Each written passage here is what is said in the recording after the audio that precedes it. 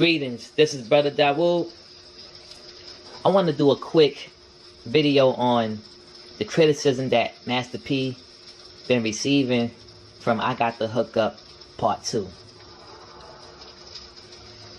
You know, I believe that a lot of the criticism he been receiving from people for I Got the Hookup 2 is from people that I believe are paid or pushed to put down the movie. I'm hearing and I'm seeing from a lot of the videos that are on YouTube that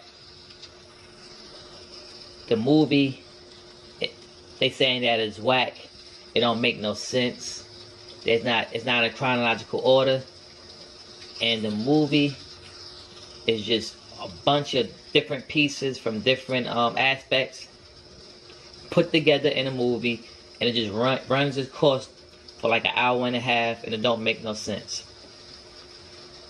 Some are also criticizing him for taking a whole bunch of IG or Instagram personalities, putting them all together in the movie just for a quick come up.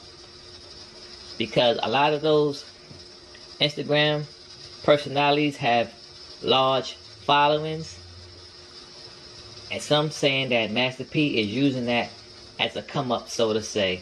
So he used his fan base that he already have from all his previous stuff and presently, and then you have all the Instagram personalities, the DC Flies, the Fatboy SS, the POs, the Just Hilarious, and the list goes down the line.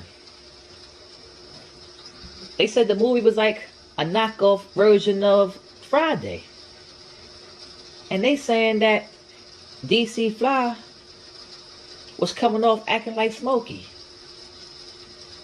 You know, this is what they saying, that it was like a knockoff Friday.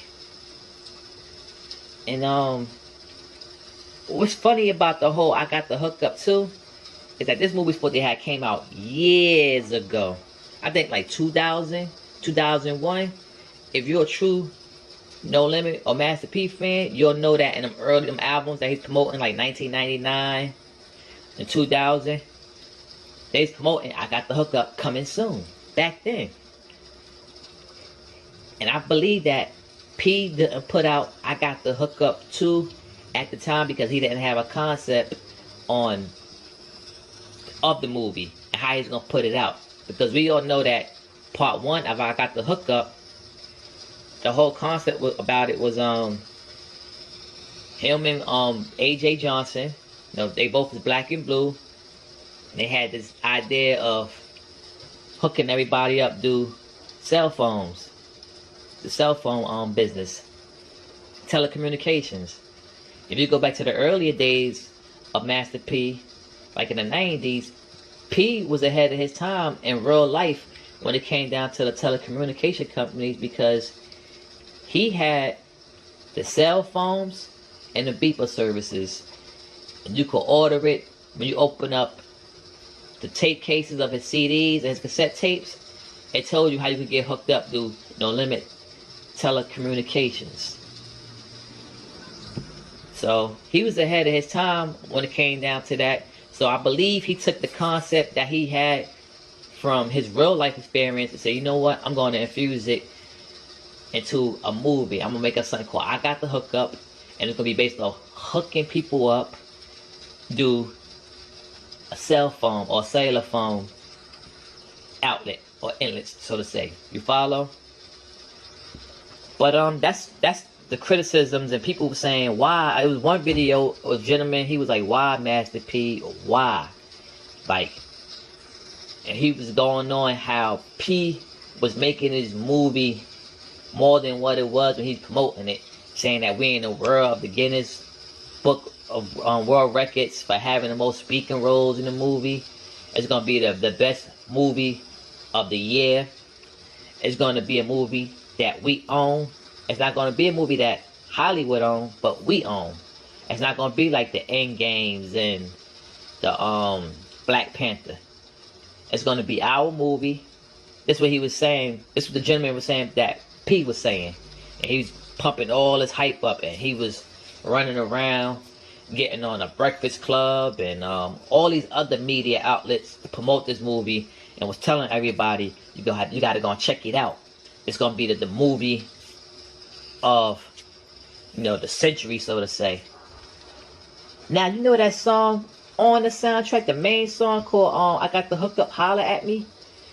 If you listen to Romeo's lyrics on that song,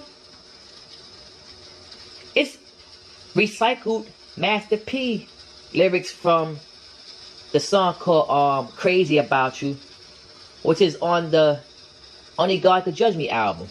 Go ahead and go and listen to them, both of those songs. Listen to Holla at Me, the main song for I Got the Hook Up Too, and go and listen to Crazy About You, Master P, Only God Could Judge Me album. And you're gonna see that the same lyrics that Master P had on that song, Romeo used the same lyrics on that Holla at Me. You follow? It was another interview on YouTube here where the guy was like, not just him, but it was a couple people. They said P was better off doing Bout It too. And they was criticizing Still Bout It, saying that Still Bout It wasn't really connected to the first Bout It movie that P came out with. So that the movie Still Bout It, it didn't really make no sense when he put it out. But they were saying that if P was smart, he could have came out with a street hood movie for the summer, and he would have got it off. And they were saying that he should have came out. Yeah, he called that other movie Still Bout It, but he could have came out with Bout It too, the movie. And he could have, they was giving the ideas of how he could have used, he could have made the movie based on his son or somebody like that. Not Romeo, but he could have added in and wrote a whole concept around his son being Bout It and all that, And the same guy was saying, sometimes it don't pay to be all the way independent. Sometimes you gotta be dependent. When you need help, you call for help. He was like, he felt that P should have called for professional writers and professional film crew to come in and help him with the movie, because he was saying that the movie was tacky. And he was like, P should have used people that was experienced to help put it out, and stop trying to be 100% independent all the time. Sometimes you gotta put your ego to the side and know when to get help when you need it. This is what the gentleman was saying. I think that, in my honest opinion, I think that he should have put out the a continuation about it. But Still Bout It, from my opinion, I felt that I didn't connect with Bout It either. And we was looking for that biopic too. I was really looking forward to the Ice Cream Man of the South to come out. He was giving that a lot of attention at one time. And the next thing you know, he just dropped it and just jumped straight to I Got the Hook Up Too. And the guy was saying in that video too about I Got the Hook Up Too, that he felt that P put the Ice Cream Man on hold because he used the I Got the Hook Up movie as a quick come up, because he seen all these Instagram personalities popping, cracking, they was blowing up. So he said, you know what, let me just pull them all together. I can do this quick movie around it, because he got some inspiration or excited seeing all these young, fresh Instagram personalities popping. So he said, you know what, I'm gonna put them together. I'm gonna do this quick movie. I Got the Hook Up Too. I'm gonna revolve around all these characters, and then I'm gonna jump back to that biopic. I was really looking for that biopic. I really was. And they was talking about also the quality of I Got the Hook Up Too, that it was poor. The quality, the filming, it was very poor. See, this one thing you gotta remember too. He did this with his own money. He didn't have a Spider-Man budget like he said. He didn't have an Endgame and all those movie type of budgets. He's coming out of his own pocket.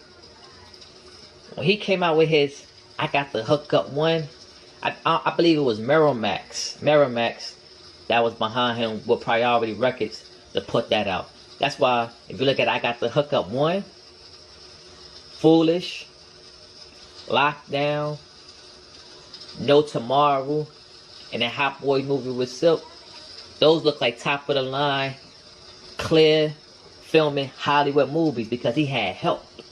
He had different directors on the scene, producers, and they made sure that the quality of the movies was crisp and clean.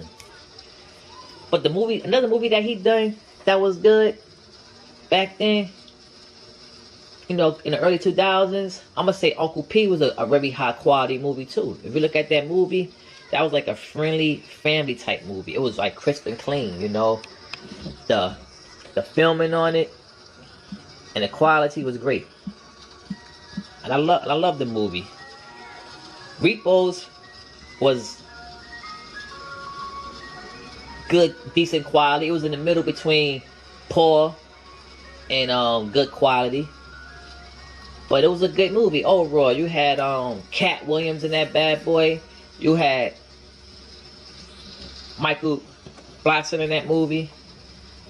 And it was it had a good storyline of it. You know, they was going around repoing cars and they got this stuff into trouble.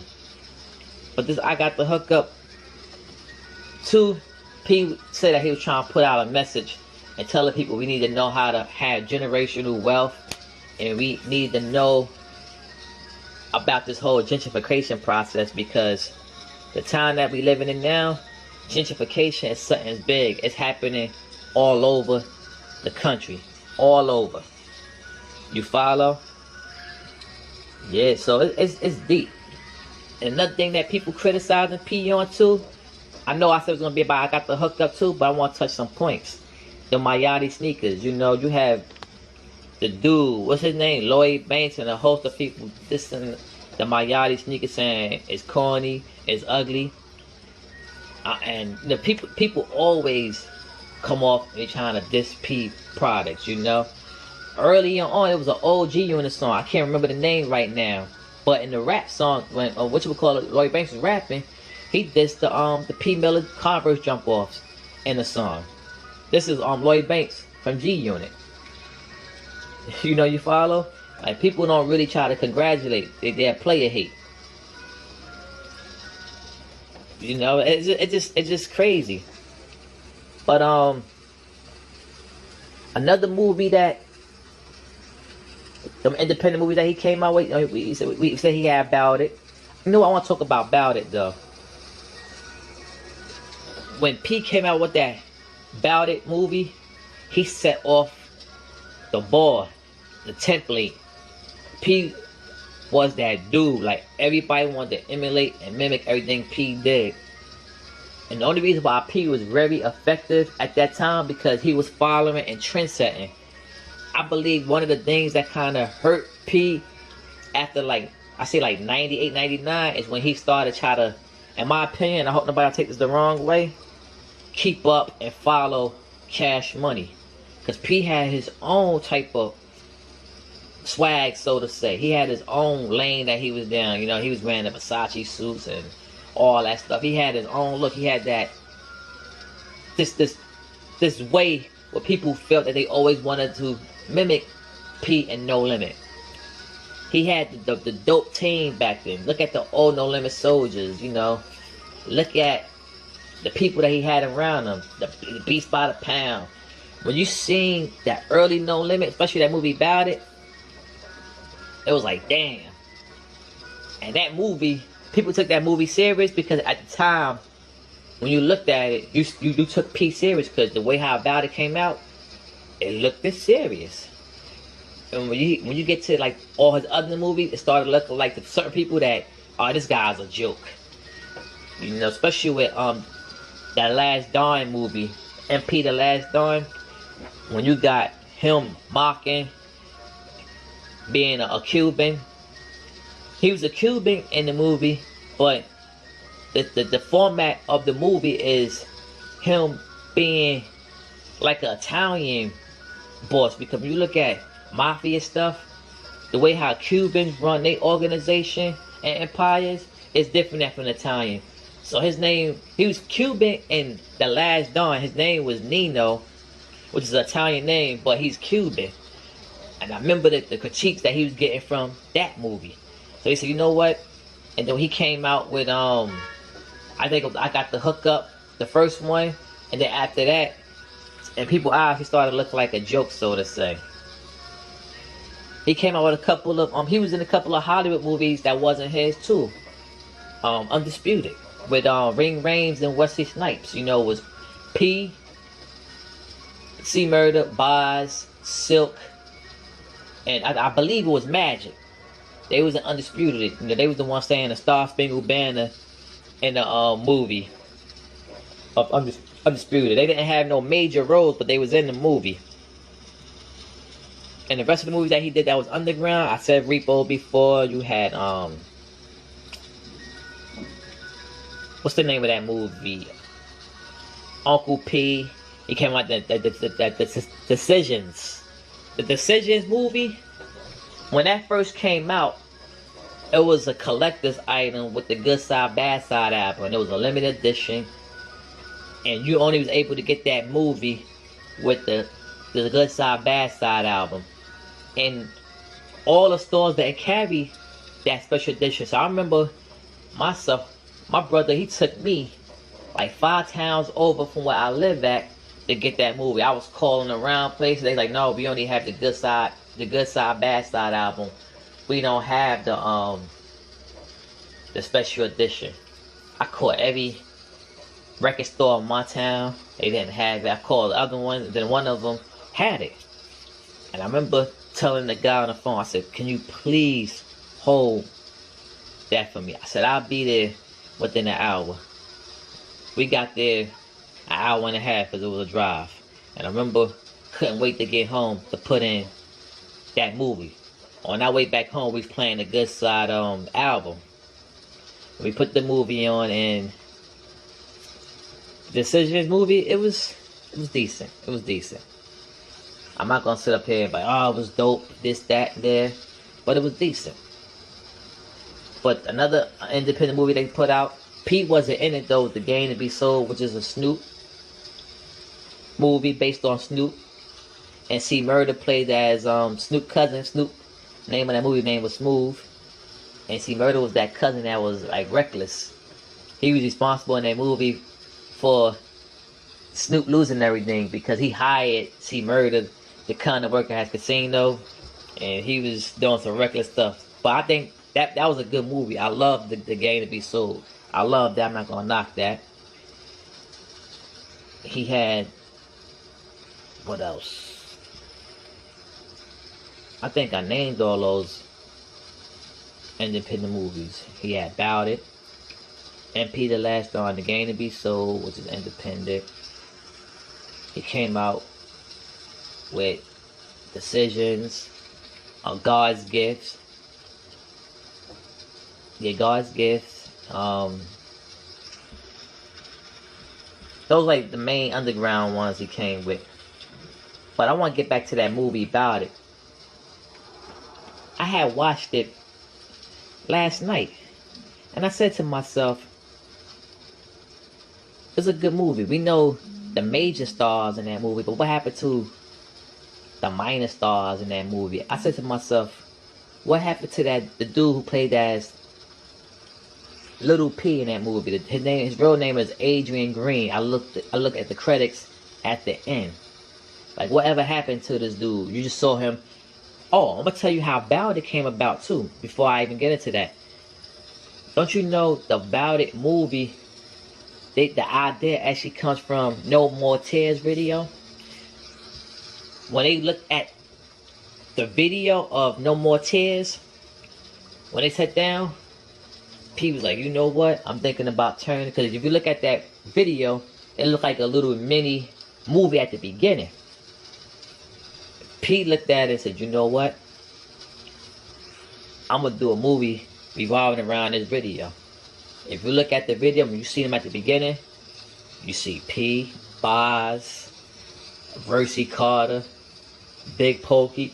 The early No Limit teams, all in that video, they shooting dice. P. Miles call him. Cross street, he goes to his mother, and Big Bob said, "Yo, P, let me holler at you." He tell him, "Yo, man, I told you about saying my name."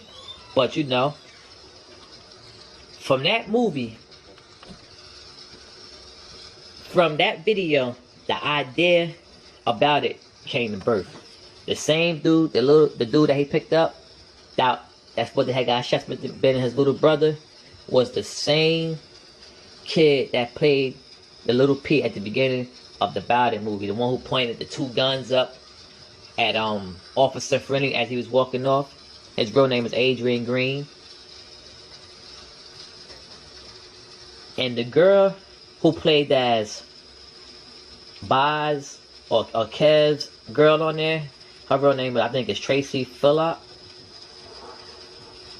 Right now, in real life, right now, she's a makeup artist somewhere in the South. I believe Alabama somewhere. Versi Carter, who played Crazy 8. He's doing good. Big Pokey, who played as Big Herp. He doing good as well. I know, and you know the guy who played as Doc on the movie The Doctor that helped Pete on Sylvester Scott. He passed away this year in March. And that scene that when he come up to Pete house and was talking to him about, you know, getting that work on the movie.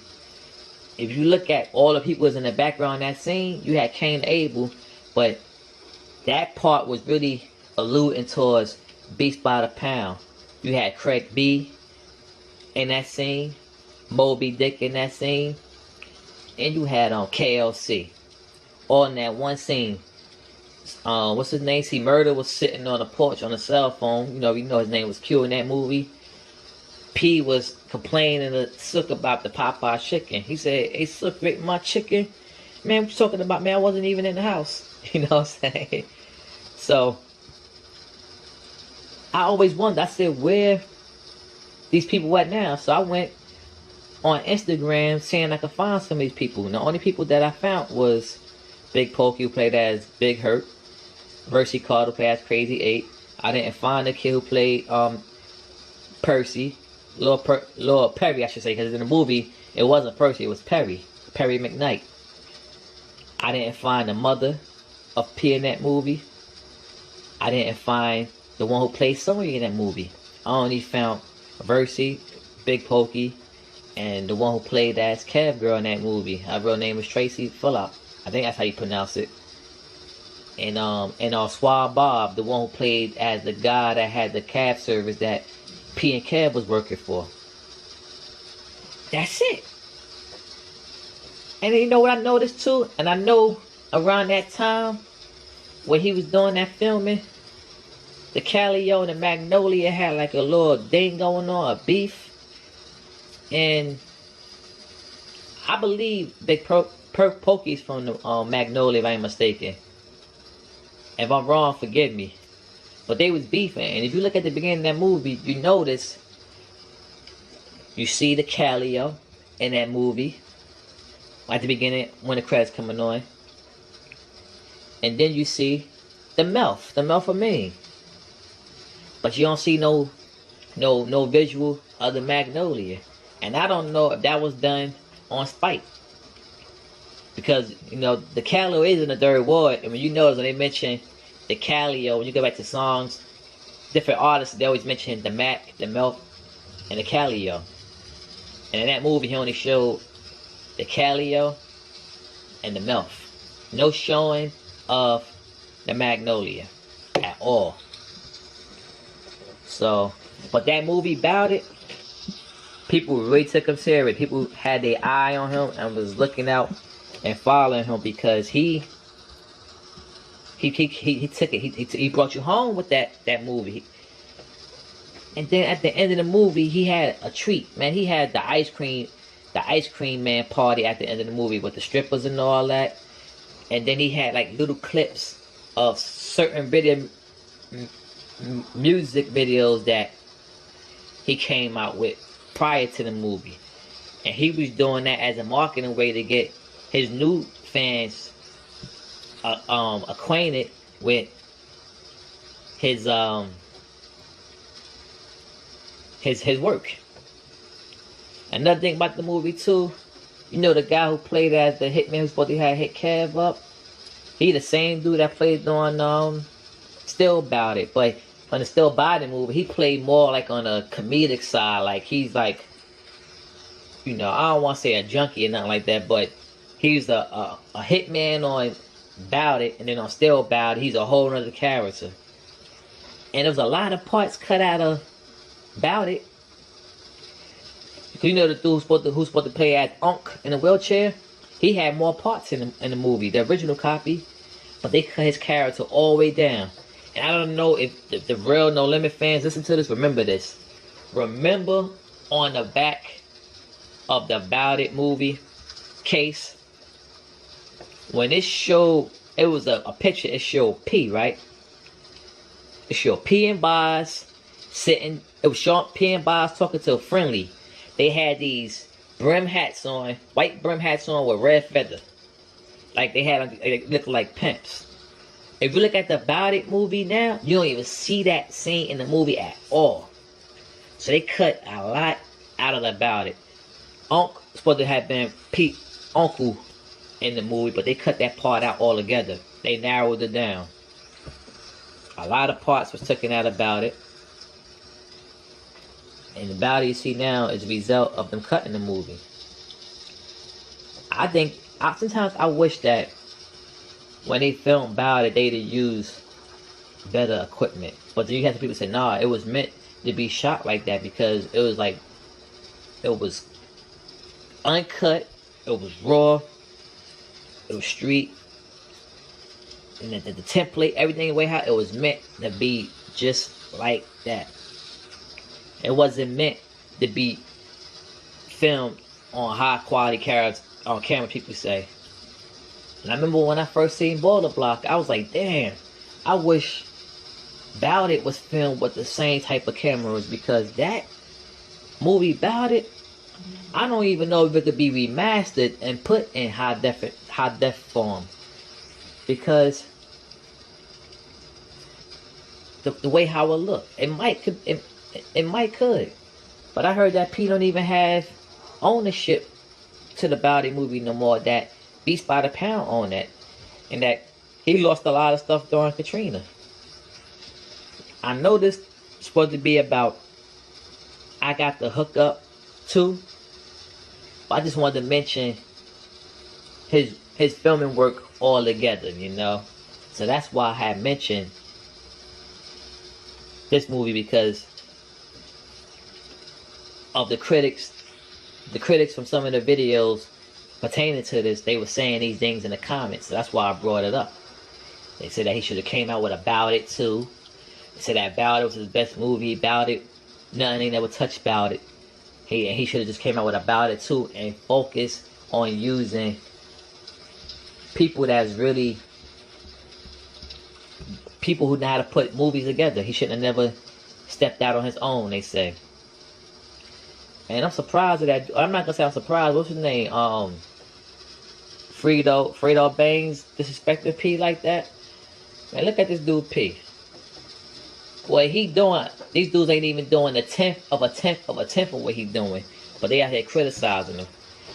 P whole idea that he had from this I Got the Hookup too was when he make the money. He said he doing this for the people so he can get back, create jobs, and this and that. He was saying that he gonna take the money, some of the money, go out, take care of some of these senior citizens, and get the kids school supplies to go back to school with. These people that's criticizing him ain't giving up a goddamn thing. You know, they not even a red cent. And none of them saying, wow, you know what? He's saying a lot of good stuff.